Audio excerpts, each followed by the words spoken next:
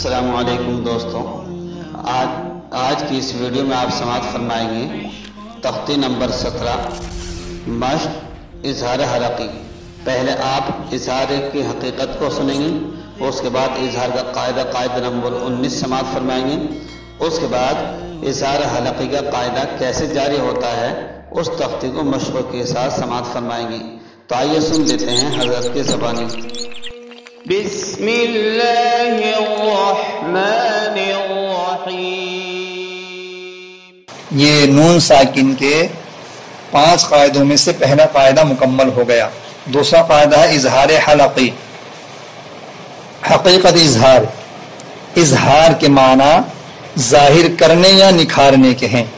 اظہار حلقی میں اظہار کرتے وقت تنوین یا نون ساکن کی آواز کو ظاہر کیا جاتا ہے۔ قاعدہ نمبر 19۔ اظہار کا یہ قاعدہ ہے کہ اظہار کے 6 حروف ہیں: حمزہ، ہا، عین، حا، غین، خا، کہ جب ان 6 حرفوں میں سے کوئی حرف تنوین یا نون ساکن کے بعد آ جائے تو تنوین والا حرف یا نون ساکن جلد پڑھا جائے گا، نہ کھچے گا اور نہ غنہ ہوگا۔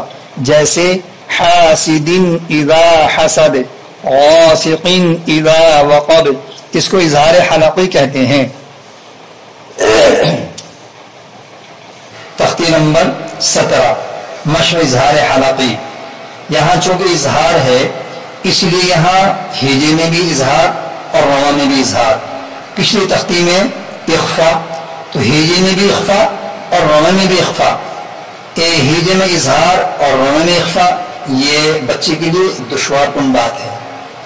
شروع سے اخفا کرنے میں بچے کے لیے سہولت ہے، آسانی ہے، سمجھنے میں بھی آسانی ہے۔ میم نون زبر من، حمزہ کھڑا زبر آ، من آ، میم زبر ما، من آم، نون زبر نا، من آمنا۔ کیا قاعدہ ہوا؟ اظہار حلقی۔ کیوں؟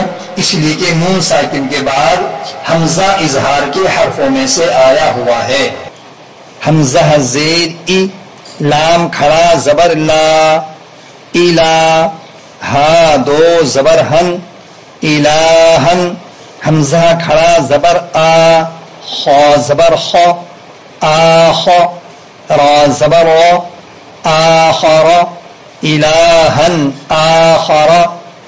بعض بچے اس میں غلطی کرتے ہیں، چونکہ آگے خا اور را پر حرف ہیں تو حمزہ کو بھی پر پڑھ دیتے ہیں۔ کیسے؟ الہن، آخر، یہ حمزہ پر ہو گیا، تو حمزہ باریک ہی رہنا چاہیے، خا کے پر کی وجہ سے، خا پر ہونے کی وجہ سے حمزہ پر نہ ہو جائے، الہن آخر نہ ہو جائے، الہن آخر۔ میم نون زیر من، ہا الف زبر ہا، من ہا، دال 2 زیر بن، من ہا بن، حمزہ میم پیش میم زبر ما، تا 2 پیش تن، امتن، ہا زیر ہی، یا زبر یا، ہیا، امتن ہیا، حمزہ را زبر ار، با کھڑا زبر با، اربا، امتن ہی اربا۔ کیا قاعدہ ہوا؟ اظہار حلقی۔ کیوں؟ اس لیے کہ تا منون کے بعد ہا اظہار کے حرفوں میں سے آیا ہوا ہے۔ امہ میں حرف غنہ، اس لیے کہ ایک حرکت والے حرف کے بعد میم مشدد آیا ہوا ہے۔ ار حرف ساکن، کیوں؟ اس لیے کہ را کے اوپر سکون آیا ہوا ہے۔ با مد صلہ، اس لیے کہ با کے اوپر کھڑا زبر آیا ہوا ہے۔ ار کی را پر پڑھی جائے گی یا باریک؟ بچے شروع میں پڑھ کر کے آئے ہیں کہ را متحرک ہو یا ساکن یا مشدد، زبر یا پیش کے ساتھ پر اور زیر کے ساتھ باریک ہوتا ہے۔ تو یہاں ایک مختصر سا قاعدہ بچے کو سمجھا دیں کہ را ساکن سے پہلے زبر ہے، اس لیے را پر پڑھی جائے گی۔ بچہ اگر پوری بات نہ بھی سمجھے تو اس کے ذہن میں کم سے کم یہ بیٹھ جائے گا کہ را پر پڑھی جائے گی۔ فا زبر فا، میم نون زبر من، فمن، عین پیش عو، فا زیر فی، عوفی، یا زبر یا، عوفیہ، فمن عوفیہ، حا زبر حا، کاف یا زیر کی، حکی، میم دو پیش من، حکیم، عین زبر ع، لام یا زیر لی، علی، میم دو پیش من، علیم، آگے آیت علیم، حکیم علیم. من میں اظہار حلقی، اس لیے کہ میم منون کے بعد عین اظہار کے حرفوں میں سے آیا ہوا ہے.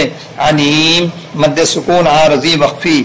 واو نون زبر ون، حا را زبر حر، ون حر، حا زبر حا، کاف یا زیر کی، حکی، میم دو زیر من، حکیم، حا زبر حا، میم یا زیر می، حمی، دال دو زیر دن، حمیدن.